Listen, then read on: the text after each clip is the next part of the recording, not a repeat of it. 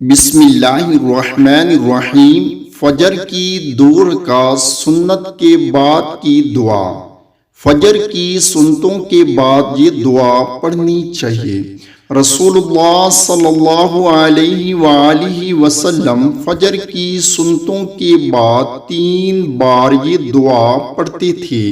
دعا کیا ہے؟ اللہم رب جبرائیل وإسرافیل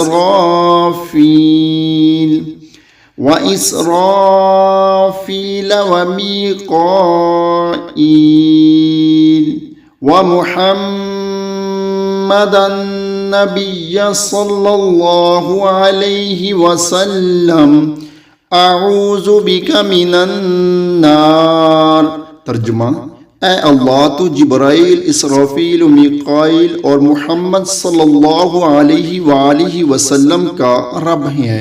میں تیری پناہ چاہتا ہوں دوزخ کی آگ سے۔